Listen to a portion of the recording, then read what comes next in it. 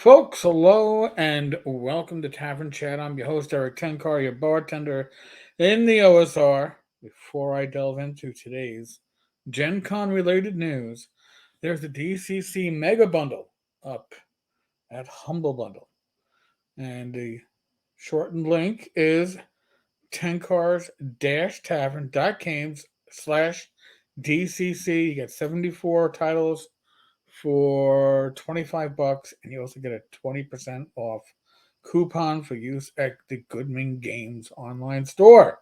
So, there's an update from the Indianapolis Metro Police Department, and they apparently have recovered those 300. I'm sorry for laughing, but for the $300,000, that's significant amount of game cards. I believe that they were Magic the Gathering cards. $300,000, a pallet worth of gaming cards, and it's being recovered. IMPD said it expects charges to be filed with the Marion County Prosecutor's Office in the near future. Indianapolis IMPD said Tuesday that $300,000 worth of gaming cards stolen at GenCon were located and recovered.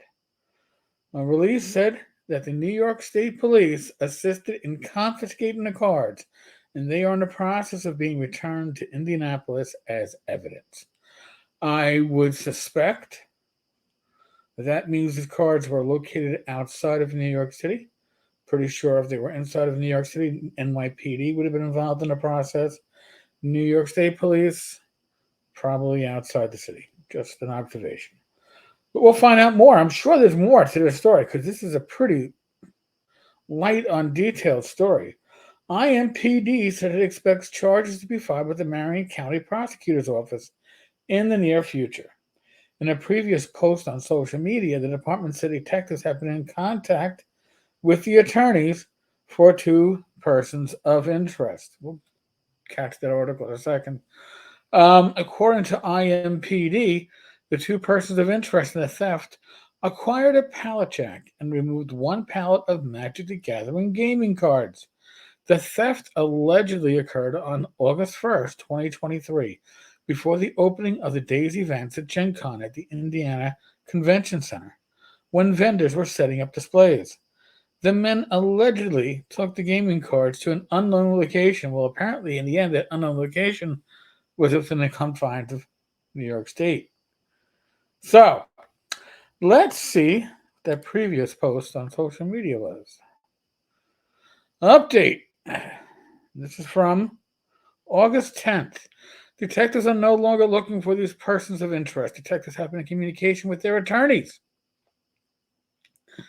The case is expected to be presented to the prosecutor's office in the near future for charging consideration. And these are our prize winners. They are both residents of New York City. So, these were identified by IMPD as Thomas J. Dunbar and Andrew Pearson Guillaume. Well, as I stated before, the one with the reddish hair appears as if they are a public employee. It's an American flag next to them. That looks like it's likely a work ID picture. But in any case, the stupidity is strong in these two. We live in a surveillance situation, right? A whole world is surveilled. There are some places like downtown London where there are literally cameras everywhere.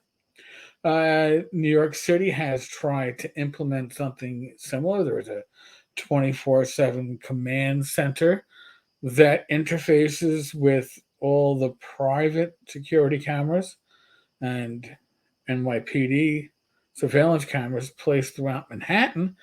These all have people monitoring it 24/7. They're available for review.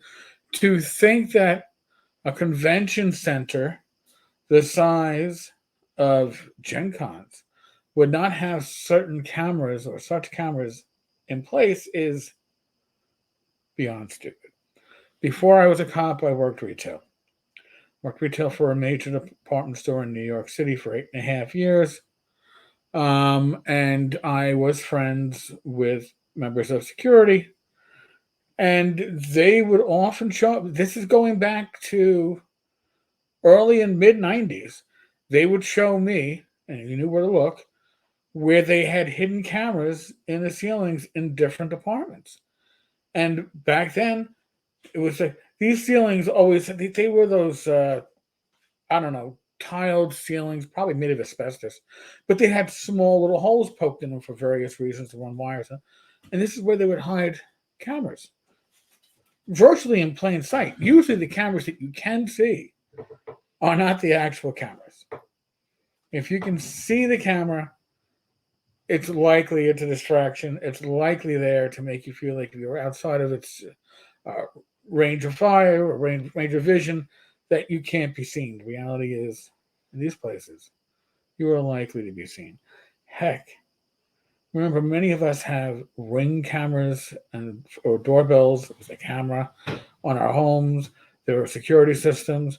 The first thing that NYPD or any other police department does when they're investigating a case like this is they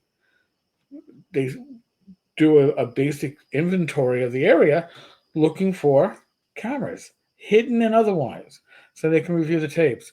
So being able to walk off with stuff does not mean that it suddenly becomes your own. Stupid is as stupid does. I'm glad these two got caught. I'm glad the uh, the cards, the stolen goods, are being returned, likely to their rightful owners.